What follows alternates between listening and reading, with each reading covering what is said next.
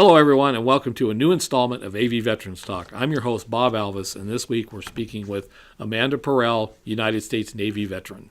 Amanda Parrell, Renaissance woman. Oh, thank you. Welcome to the show. I guess we call this a show. You have been in my life for many years and stuff. Antelope Valley person, Navy veteran, volunteer extraordinaire, always out there doing all kinds of good things for the community, and you got a great job now and stuff where you're continuing service to people that are struggling.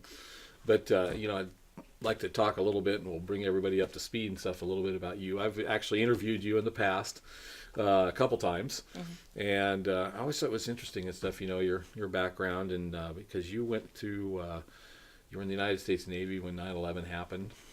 And I have some questions I've been thinking since I inked you for the show here and stuff. What I wanted to ask you, but a little background first and stuff. Where'd you grow up at? Where are you from? I'm from the San Gabriel Valley. I grew up in Hacienda Heights, Covina, West Covina.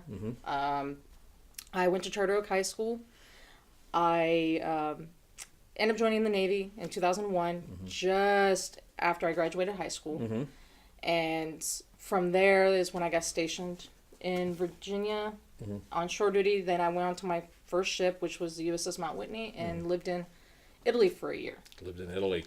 And Nice. then I came back and I have 3 kids. There you go. And stuff. Well, once again, it's a transition there and stuff. Military service. When you were in high school, did you have what guided you to military service? Was there a family connection, or was there? Yep. I didn't know my personal family was military. I didn't know that.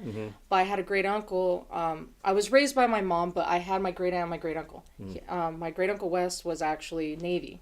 So he told me all these stories of all about the Westpac. He got to see Australia. So I really wanted to, it was already put in the back of my head, but I tried to sign up at the age of 14. They told me no. I had to wait at least until I was 17. Yeah, that was only World War II. You had to do that. Yeah. So at 17 years old is when I joined, and my mom, she was fine with it. Yeah. And I left at 18, just a month and a half after I graduated high school. Wow. And it was for the adventure. I really wanted to. I wanted to see the world because I knew it's expensive. Yeah. But I really wanted to get all the experience. Nothing in the back of my mind had to do with all the benefits I would get after. Right. That was never anything in my mind. It was, I want the experience. I want to know what this is all about. Right. And I really loved it. I'm glad I did my own 3 months shy of 5. Yeah. Did people kind of question you? Because 9/11 happened when you were in basic training, but you going in there and stuff, did people go, at that time and stuff, we were at peace and stuff. There wasn't all the scary thing. Yeah, we'd gone through Gulf War I, Desert Storm, but did people kind of question you? What are you doing? Are you not going to go to college? You're going to do this military thing? I actually got a lot of flack from one friend. That one friend who I know personally still to this day. Yeah. He got mad and said, "Why would I join the military? Yeah. Why are you going to do that to yourself? Why you shouldn't do that? You should what was the word?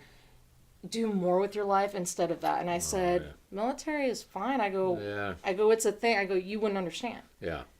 People that join, it's in their heart. Right. They don't care. They sign that dotted line. Yeah. They know what they're going to expect.